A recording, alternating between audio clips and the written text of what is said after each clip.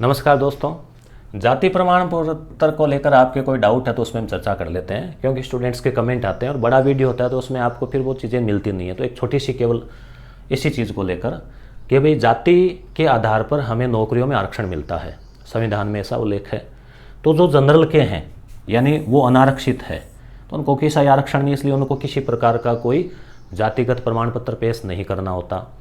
और आप किसी आरक्षित वर्ग में हैं और आप जाति प्रमाण पत्र नहीं बना पाते हैं या प्रस्तुत नहीं कर पाते हैं, मान लीजिए आपने ईडब्ल्यूएस का लाभ लेना चाह रहे हैं, टिक कर दिया और आप एग्ज़ाम में नहीं बना पाए, तो फिर क्या होगा, आप सामान्य में काउंट हो जाएंगे। ऐसा नहीं बाहर होंगे, सामान्य की मेरिट आपको फाइट करनी पड़ेगी। अब दूसरी बात कि आप अनुसूचित जाति, जनजाति या फिर एमबीसी में हैं, तो अनुसूचित जाति, जनजाति, एमबीसी का केवल एक ही बार आपको जाति प्रमाण पत्र बनाना है, उसे बार बार हर साल नया बनाने की आवश्यकता नहीं है। क्यों? क्योंकि यहाँ पर जाति तो चेंज होती नहीं है, वो तो जन्म के आधार पे पिता से जो हमें मिलती है वही जाति रहती है। पिता के नाम के अनुसार अब आप महिला है और आपने मान लीजिए अंतर्जातीय विवाह कर लिया तो भी आपकी जाति बदलेगी नहीं, आपके पिता की जो जाति है। ऐसे आप पुरुष है और अंतर्जातीय विवाह कर लिया तो पत्नी चाहे किसी भी कास्ट की हो, आपके जो संतान है उनके जाति आप वाली यानी पुरुष वाली लगेगी। ये फिलहाल पिता वाली लगेगी, क्योंकि पितृसत्तात्मक अपना परिवार है भारतीय व्यवस्था का, इसलिए जाति जो है हमें पिता के आधार पे हमें मिलती है। ठीक है, जन्मजात। तो बात समझ में आ गई आपके कि SC, ST, OBC में तो जाति प्रमाण पत्र आपको केवल, MBC वाला थोड़ा और कंफर्म, क्योंकि इसमें भी कोई आय वाला तो है नहीं यहाँ पे आय वाला, नहीं यहाँ पे आय वाला है कि भाई आपकी आय एक सीमा से ऊपर चली गई तो आपको जातिगत आरक्षण नहीं मिलेगा। जाति तो वही रहेगी, मगर आप एक क्रीम वाली परत में आ जाएंगे और फिर आपको आरक्षण नहीं मिलेगा। तो ये बात यहाँ लागू नहीं है, ये बात केवल OBC में लागू है। OBC में कौन सा आ जाता है, क्रीमी लेयर। तो इसकी आय सीमा आप बताना कमेंट करके, आपको पता है तो। इसमें भी कई मानक है, तो वो तहसील वाले आपको बता देंगे कि भाई आप आ रहे हैं कि नहीं आ रहे हैं, आय प्रमाण पत्र देना होता है आपको। तो OBC में अगर आप हैं तो आपको 3 साल तक एक प्रमाण पत्र चल जाता है, उसको 1 साल से ज़्यादा हो गया है तो आपको एक शपथ पत्र देना होगा या फिर प्रमाण पत्र नया बनाना होगा।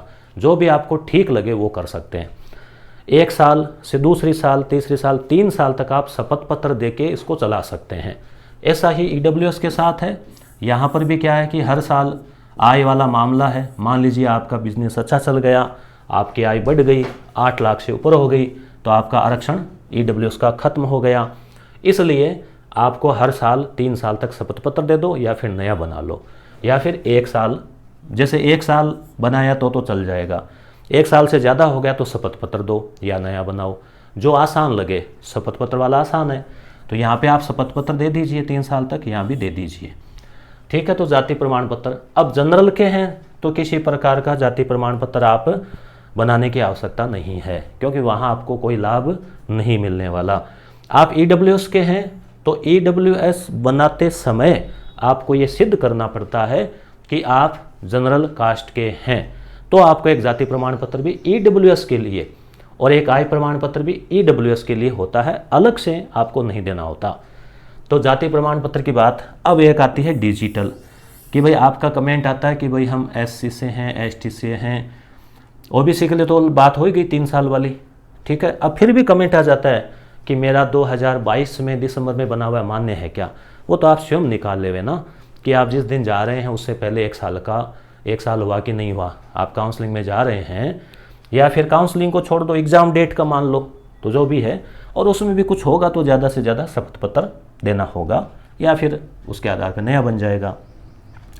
तो डिजिटल वाली जो बात है, आपने अगर बहुत पहले बना रखा है और आपको तो जीवन में एक ही बार वैसे बनाना होता है SC ST, परंतु पुराना है और आप चाहते हैं कि डिजिटल बन जाए, वो भी आपको रिकमेंड करेंगे काउंसलिंग में कि इसको डिजिटल बनवा लेना।